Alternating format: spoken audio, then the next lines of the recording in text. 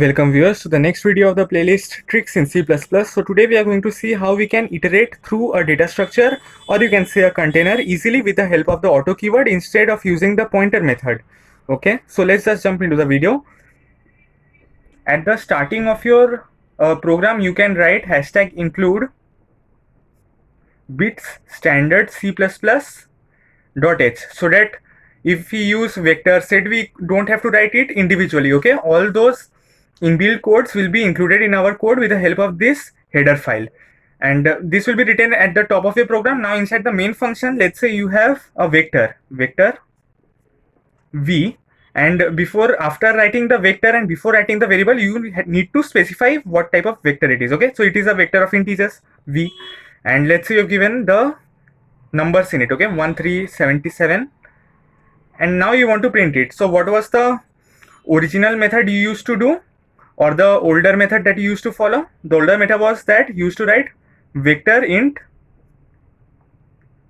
and then two colons signs and then iterator it. Okay, this was the iterator which would iterate through every element in this vector. Okay, so now what you would do, it is equals to v dot begin,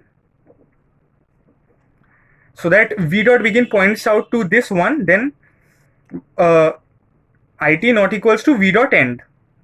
Why it not equals to v dot end? Because v dot end points to this, and when it equals to v dot end, this loop will break. So whenever it is not equals to v dot end, we will be iterating through the elements, and then it plus plus, so that we can move till every element. And then we used to do cout star it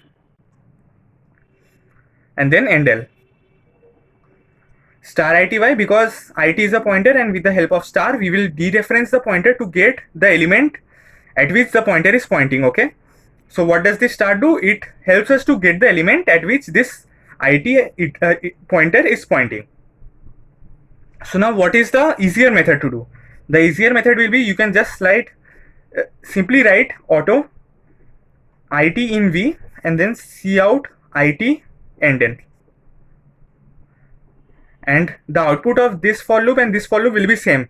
So this auto automatically adjusts itself with the elements of this v.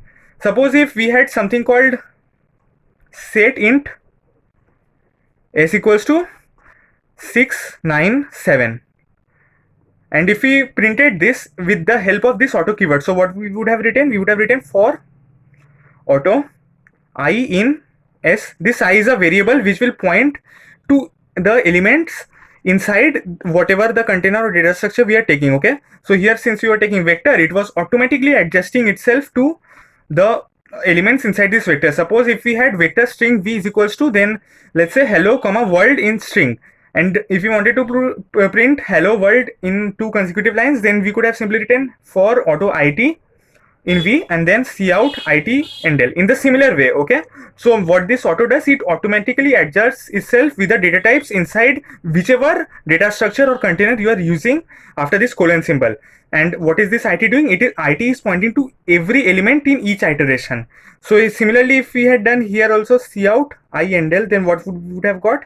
We would have got 6, 7 and 9. Why 6, 7 and 9? Because in set always the whatever the set or the elements is, they will always be sorted. Okay, so in this way we have learned how to use this auto keyword. Now why we are using this auto keyword? Because let's say if we had a data structure which was very lengthy while writing, let's say if we had map, we would have written map int comma int m is equals to 1 comma 3 and 2 comma 5, and these are the pairs which we have inserted in our map.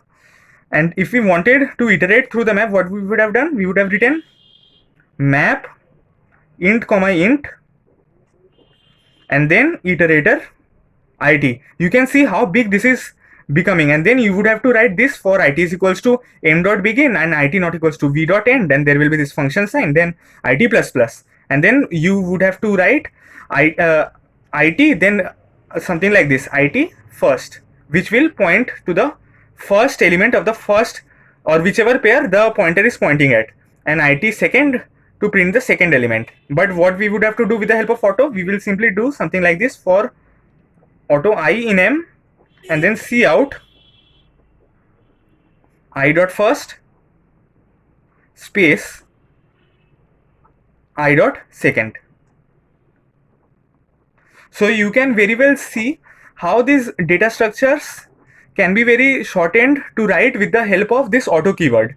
So in competitive programming, you will have to save a lot of time. So you should avoid writing big things like this vector int iterator it. And in set, what would you have written? Set int iterator it to iterate through every element of the set.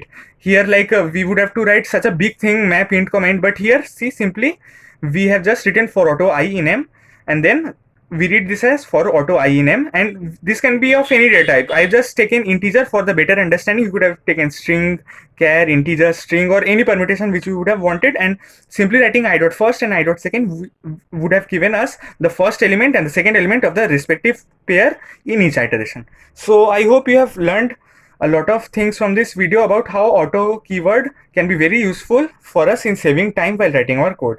Thanks for watching. Do leave any comments if you have any doubts.